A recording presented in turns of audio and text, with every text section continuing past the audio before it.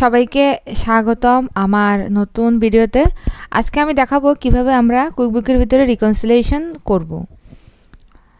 আজকে আমি একবারে প্রথম থেকেই দেখাবো।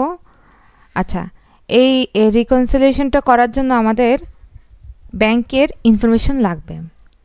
তো ইনফরমেশনগুলো আমি এখানে ব্যাংকের একটা এক্সেল ফাইলে আমি এখানে সিএসভি ফাইলে আমি কনভার্টেড করে নিয়েছি। আপনারা সবাই দেখতে পাচ্ছেন।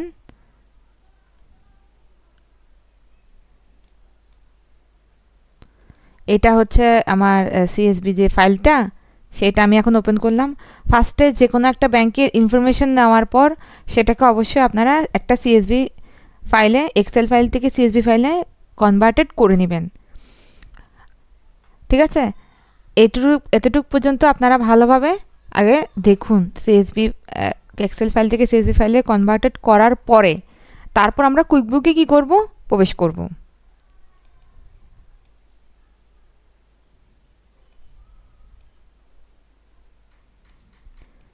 এখন আমরা কুইকবুকে আসলাম।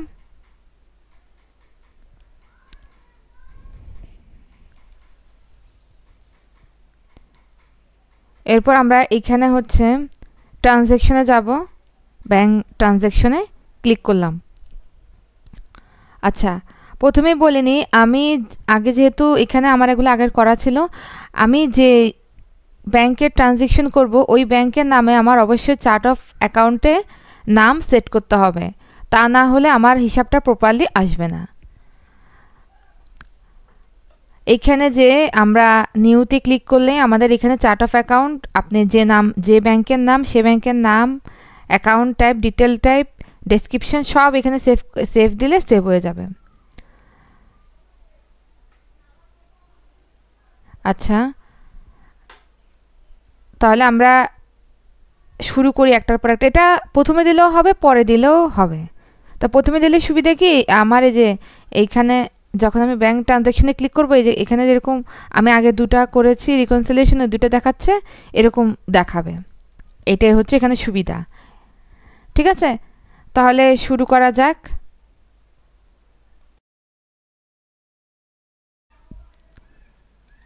তাহলে আমি শুরু করি, আমি এটা পরে সেট করব। আগে এইখানে ব্যাংক ট্রানজ্যাকশনে যাওয়ার পরে এখানে একটা দেখুন লিঙ্ক অ্যাকাউন্ট আছে, লিঙ্ক অ্যাকাউন্ট আছে না, এটার পাশে এখানে ক্লিক করবেন। এখানে upload from file, manage connection, দুটো অপশন আছে। দুটো অপশনের মধ্যে আমি আপলোড ফ্রম ফাইলে ক্লিক করব। দেখুন এখানে শুধু আমার ওই সিএসভি ফাইলটা, যেটা আমি ব্যাংক ট্রানজ্যাকশন থেকে সিএসভিতে কনভার্টেড করেছি, ওইটাকে শুধু আমি এখানে কি করব, সিলেক্ট ফাইলে ক্লিক করে দিলে আমার এখানে সব ডেকোরেট করে দেবে কুইকবুক। এতটা কষ্টের এখানে কিছুই নেই। তাহলে সিলেক্ট ফাইলে ক্লিক করে আমি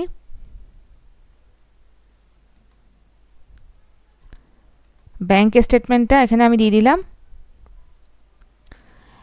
হ্যাঁ, এখানে কন্টিনিউতে ক্লিক করব।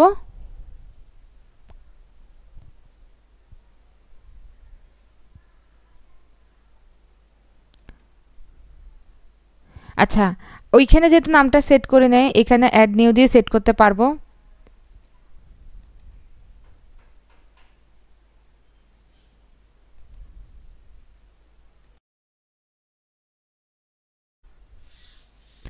তো আমি নামটা সেভ করে দিই।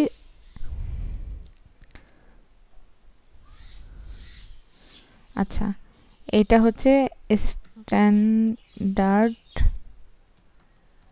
ব্যাংক 1, এটা দিয়ে সেভ করে দিলাম। এইখানে হচ্ছে ক্যাশ ইকুইভ্যাল দিলাম। আচ্ছা, ওপেনিং ব্যালেন্স তো আমার এখানে তো, আচ্ছা এখানে আমি আরেকটা জিনিস গুরুত্বপূর্ণ বলে দিই, আমি একটু কষ্ট করে দেখিয়ে দিই সবাইকে। এক্সেলের এই যে ফাইলটা, হ্যাঁ, এখান থেকে কিন্তু সবাই ওপেনিং ব্যালেন্স, ক্লোজিং ব্যালেন্সটা ভালো করে বুঝে নেবেন। যদি এখান থেকে ভালোভাবে আপনি ওপেনিং ব্যালেন্স, ক্লোজিং ব্যালেন্স না বুঝেন, তাহলে কিন্তু সমস্যা। ওই যে আমি বললাম যে রিকনসিলিয়েশনটা মিলবে না যদি আপনার ওপেনিং আর ক্লোজিং ব্যালেন্সটা ঠিকভাবে না দেওয়া থাকে। এটা অবশ্যই আমি যে ওয়ার্ড ফাইলে ওখানে আলাদাভাবে অনেক সময় দেওয়া থাকে, আবার অনেক সময় আলাদাভাবে দেওয়া থাকে না। এটা নিজে থেকে বুঝে নিতে হয় কোনটা ওপেনিং ব্যালেন্স, কোনটা ক্লোজিং ব্যালেন্স।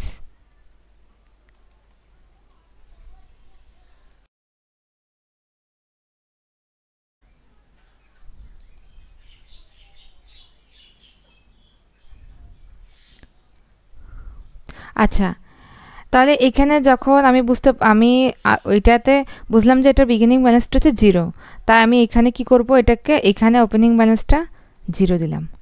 ঠিক আছে। আচ্ছা, ডেট চাইছে, ডেটটা হচ্ছে এখানে এক্সেল ফাইলটা একটু দেখি, এটা হচ্ছে 1 তারিখ 1 মাস 2024।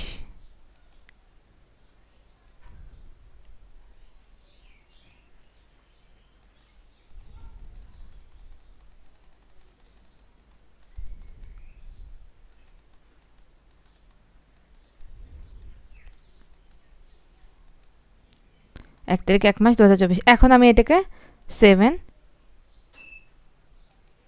দিয়ে দিলাম, এটা এখন সেভ নিয়ে নিবে। এই তো এখন স্ট্যান্ডার্ড ব্যাংক 1, এখন আমি কন্টিনিউ করলাম।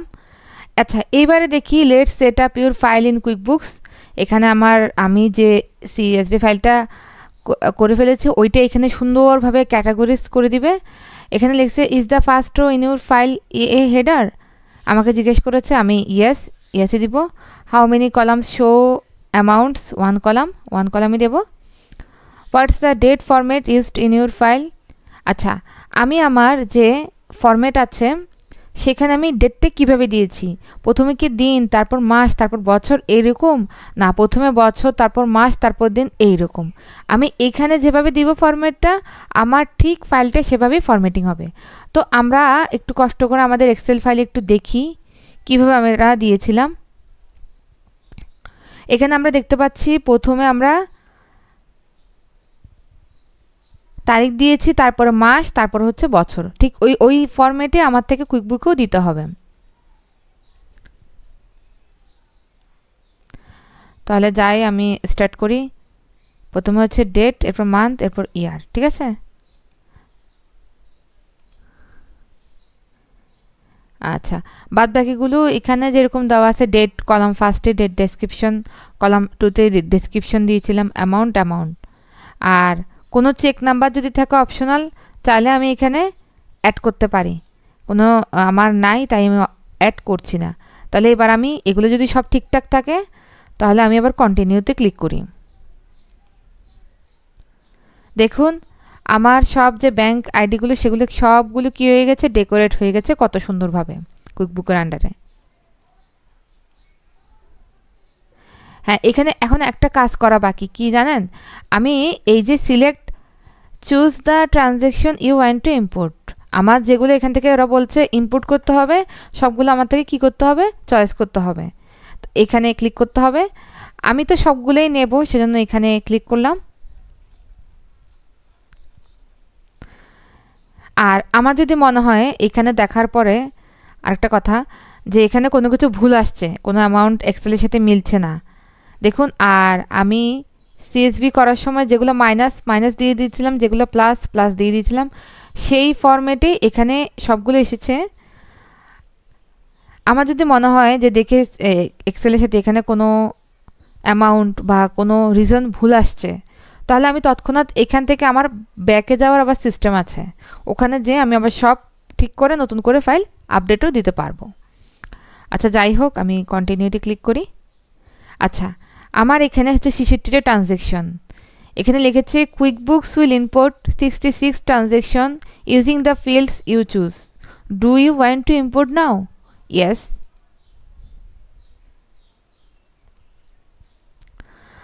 এইটাই হচ্ছে লাস্ট স্টেপ, আমার import completed. Next step, accept your transaction. You are in control of how you bank info goes into QuickBooks, transaction only show up in your books after you review and accept them. Okay, তাহলে done দিলাম।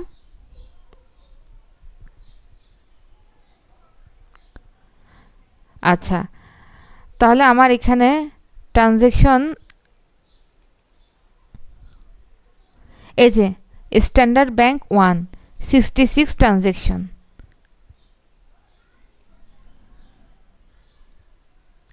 আচ্ছা, এই তো ব্যাংকের আন্ডারে আমার সব ট্রানজ্যাকশনগুলো চলে এসেছে। এখন আমরা এগুলো একটার পর একটা দেখব। এই যে কি সুন্দরভাবে একটার পর একটা সাজানো গোছানো এখানে সব আমাদেরকে দিয়েছে। জাস্ট এগুলো শুধু কি করতে হবে, এখন আমার থেকে ক্যাটাগরাইজ করতে হবে, আর সব কাজ ওরা করে দিয়েছে। আচ্ছা, আমরা দেখতে পাচ্ছি আমার সব যেগুলো দিলাম সেটাগুলো সব এখন আমার এখানে দেখাচ্ছে। ফর রিভিউ 66 ক্যাটাগরাইজ করতে হবে সবগুলো আমার থেকে, এই অ্যাকাউন্টগুলো পর্যায়ক্রমে। আচ্ছা, তাহলে প্রথমে আমরা শুরু করি এগুলো ক্যাটাগরাইজ করতে। অ্যাডে ক্লিক করলে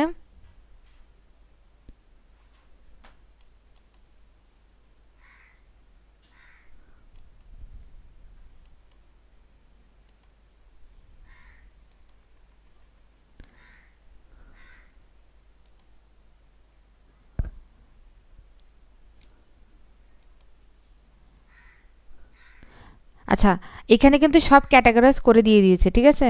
ওই ক্যাটাগরাইজের এখানে ক্লিক করলাম আমি। আর এখানে যেহেতু ভ্যাট সিলেক্ট করতে হবে, যে কোনো একটা মাস্ট, নাহলে হবে না। আমি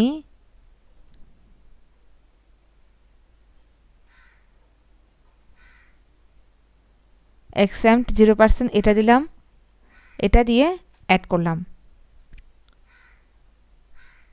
আমার একটা ট্রানজ্যাকশন অলরেডি হয়ে গেছে, দেখি কিছুক্ষণ আগে আমার এখানে 66 ছিল, এখন হচ্ছে 65। একইভাবে ক্যাটাগরাইজডের এখানে ক্লিক করে আমি ভ্যাটটা ক্লিক করি, এক্সটেম 0%, এটাও আমার ক্যাটাগরি হয়ে গেল।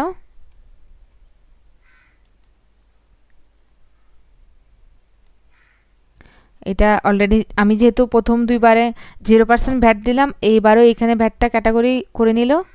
অ্যাড,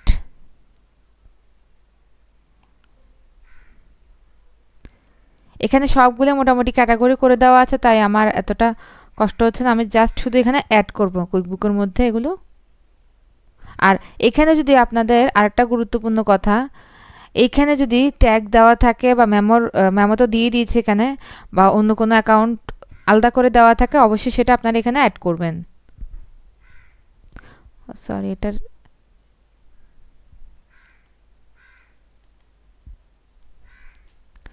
ভ্যাটটা অ্যাড করা হয়নি, 0%।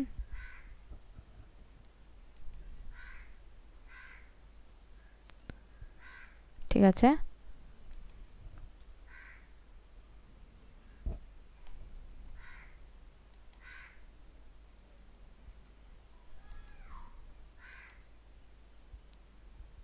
এখানে আমার এখানে দেখুন কয়েকবার অ্যাড করার পর একটা অপশন এসেছে, set tax code for this category, set exempt as the default tax code for this stock asset. আমি ইয়েস দিলাম, অ্যাড দিলাম।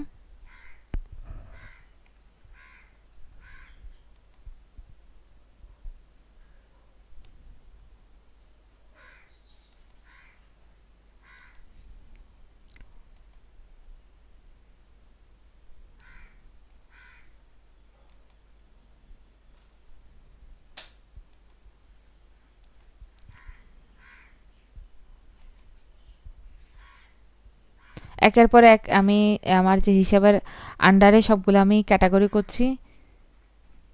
আমার ক্যাটাগরি করতে করতে 58-এ আমরা চলে এসেছি।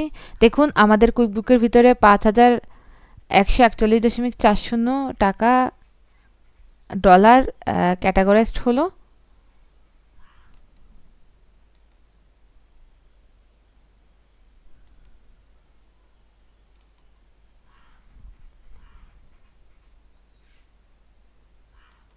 যে হিসাবটা যেটার আন্ডারে আমার কুইকবুক, সেই হিসাবটা তার আন্ডারেই ক্যাটাগরাইজড করে দিয়েছে। আমার এখানে তেমনটা কোনো কষ্টই হচ্ছে না। যদি ক্যাটাগরাইজ না করা থাকে তখন আপনার থেকে বুঝতে হবে যে কোনটা কোন অ্যাকাউন্টে যাবে, সেই অনুযায়ী কিন্তু আবার ক্যাটাগরি করতে হবে। আচ্ছা, is shell always travel and accommodation, এখানে আমাকে কোশ্চেন করেছে। যদি এরকম হয় তাহলে আমার এখানে আবার লিখে দিয়েছে this rule would apply to 3 unconfirmed transaction. আচ্ছা, যদি ওইটার আমি সেল যদি অলওয়েজ ট্রাভেল এবং অ্যাকোমোডেশনের আন্ডারে আমি অ্যাকাউন্ট করে থাকি বা দিয়ে থাকি, তাহলে আমার বাকি তিনটা সেল এবং সেলের আন্ডারে বাকি তিনটা ট্রানজ্যাকশন এই ট্রাভেল অ্যান্ড অ্যাকোমোডেশনে চলে যাবে। তাহলে আমি ক্রিয়েট রুলটা দিয়ে দিলাম। অলরেডি আমার বাকি তিনটা চলে গেছে, দেখুন 53টা, কিছুক্ষণ আগে এখানে 58 ছিল না, তাহলে তো 57 হওয়ার কথা। বাকি 3টা 4টা চলে গেছে এখানে। আচ্ছা, এরপরে হচ্ছে এটা দিয়ে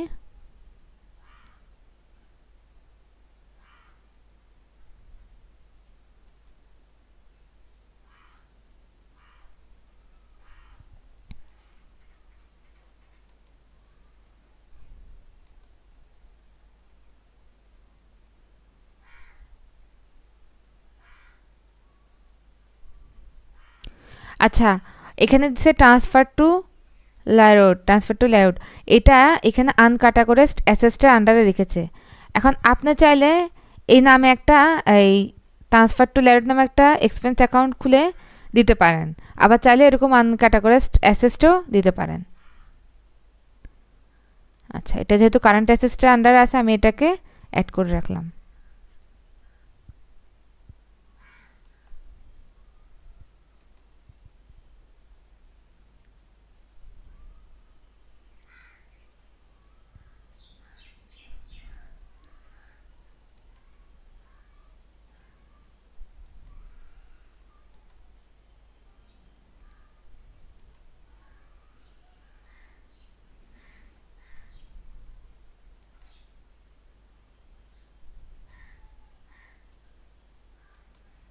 কাস্টমার সেলস এক্সেম্পট সেলস 0%। ওই আগের মতো আমি আমার যদি একই সাথে অনেকগুলো হিসাব থাকে, ধরুন সেলস, এখানে 5টা সেলস দেওয়া আছে, একটা সেলস আমি যে ক্যাটাগরিতে ক্যাটাগরাইজড করলাম অনুরূপভাবে 5টা সেলস একই ক্যাটাগরিতে ক্যাটাগরাইজড হয়ে যাবে। এটা কুইকবুক থেকে আমাকে একটা অফার দিল, তো আমি সেই অফারটা ক্রিয়েট রুলের মাধ্যমে অ্যাকসেপ্ট করলাম।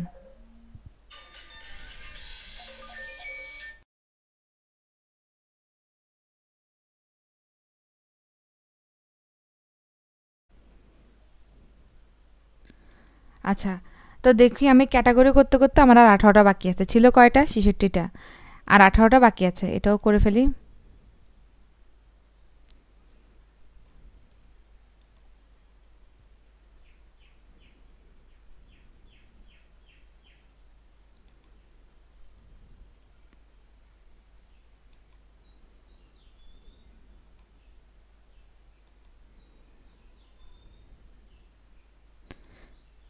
আমার থেকে খুব কেয়ারফুলি দেখতে হবে কোনটা ভ্যাট ঠিক করে দেওয়া আছে, কোনটা ভ্যাট ঠিক করে দেওয়া নাই। এটা যদি ভুল হয় আমার কিন্তু ক্যাটাগরিতে প্রবলেম হবে।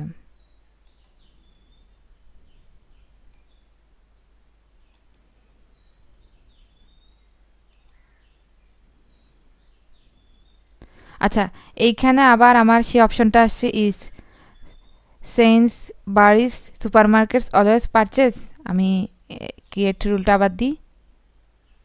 রুল ক্রিয়েটিং হয়ে গেছে। আমার দেখি আর কয়টা, আমার আর 11টা ট্রানজেকশন আছে।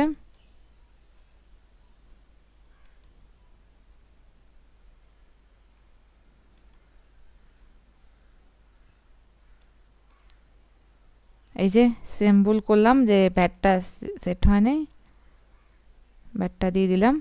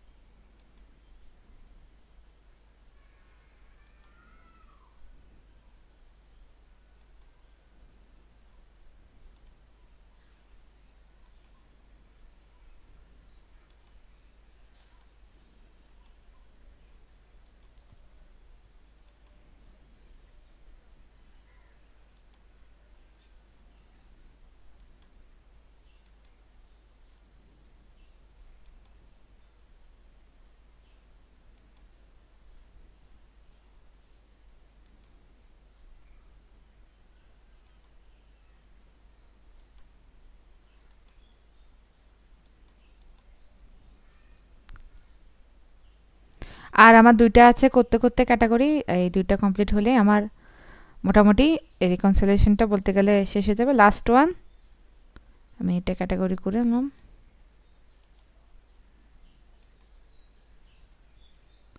তো আমার সবগুলো কি হলো, ক্যাটাগরি এখন শেষ হয়ে গেল। এবার আসি এন্ডিং ব্যালেন্সের কথা। আচ্ছা, তার আগে আমি একটা গুরুত্বপূর্ণ জিনিস সবাইকে দেখাচ্ছি।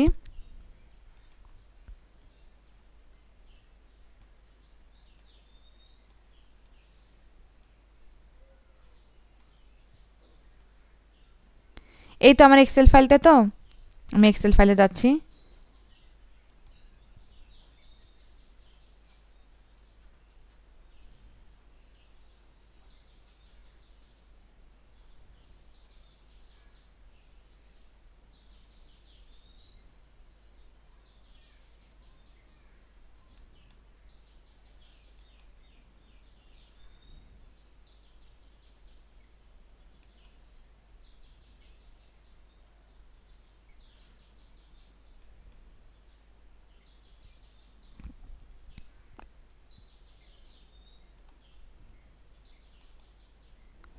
আমি এখান থেকে কিভাবে আমরা এই এন্ডিং ব্যালেন্সটা বের করব, এইখানে যে আমি সবার এই যে এখানে প্রথমে ইকুয়াল টু দেব, ইকুয়াল টু দিয়ে সাম লিখব। সাম লিখে দেখুন এখানে বড় হাতের সাম আসছে, এটাতে ক্লিক করব। ক্লিক করার পর ব্রেকেট আসছে। এখন কোনখান থেকে কতটুকু পর্যন্ত আমার আন্ডারে থাকবে মানে যোগ করব, এটাই মানে যোগ বিয়োগ যা হয়। আমার তো এখানে আমি বলে দিচ্ছি এটা শুধুমাত্র এই যে প্লাস আর মাইনাস আইটেমগুলো আমি ক্যালকুলেটেড করে নিয়েছিলাম, তার জন্য এখন করলে এখন এন্ডিং ব্যালেন্সটা বের হবে। যদি আপনাদের কারো এরকম প্লাস মাইনাস ক্যালকুলেটেড না থাকে সেক্ষেত্রে দিলে কিন্তু শুধুমাত্র সামই হবে, তখন কিন্তু আর এন্ডিং ব্যালেন্স বের হবে না। So be careful.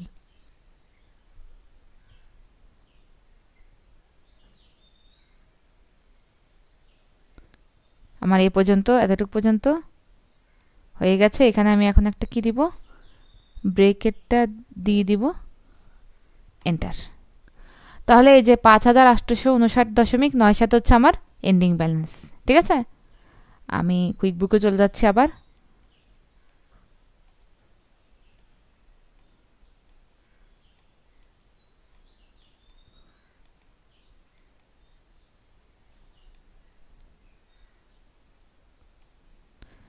ঠিক আছে, কুইক বুকে আসলাম।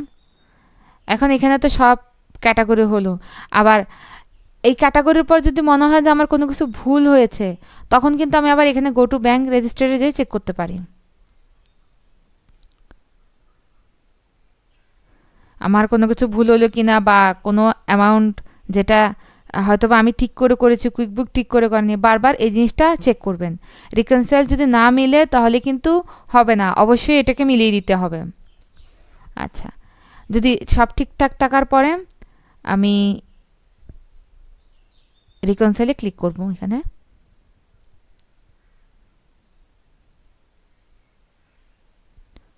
আচ্ছা, বিগিনিং ব্যালেন্স 0 দিয়েছিলাম, এখন আমার থেকে এন্ডিং ব্যালেন্স চাচ্ছে। এন্ডিং ব্যালেন্সটা তো এখানে এক্সেল শিটে ক্যালকুলেটেড করে রেখেছি। আবার একটু দেখাই আপনাদেরকে।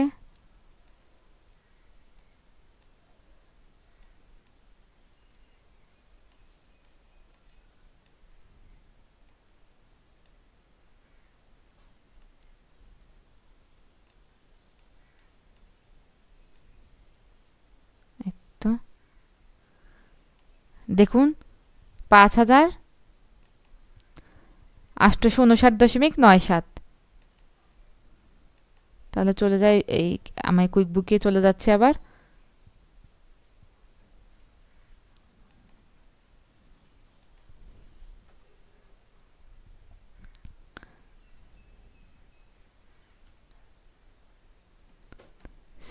ঠিক আছে,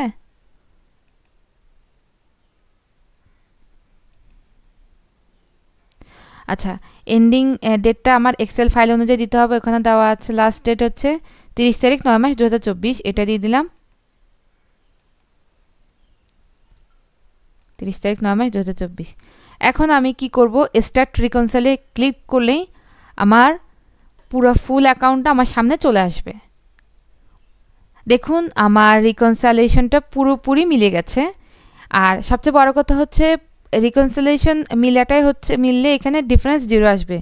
যদি কোনো কারণবশত রিকনসিলিয়েশনটা না মিলে অবশ্যই এখানে এডিট ইনফোতে যে এন্ডিং ব্যালেন্স বলি বা এই গো টু ব্যাংক রেজিস্টারে যে ব্যাংক রেজিস্টার, এখানে যে ক্লিক করে আপনি মিলাতে পারবেন। আপনার কোন হিসাবটার কারণে মিলে নেই সেটা দেখে, এই চার্টার মাধ্যমে দেখে ঠিকঠাক করে তারপর মিলাবেন। ব্যাংক স্টেটমেন্টের ক্ষেত্রে রিকনসিলিয়েশন মিলাটা হচ্ছে খুবই গুরুত্বপূর্ণ। আজকে আমার এই ভিডিওতে আমি তা দেখালাম। সকলকে ধন্যবাদ আমার ক্লাসটি দেখার জন্য। আজ এ পর্যন্তই।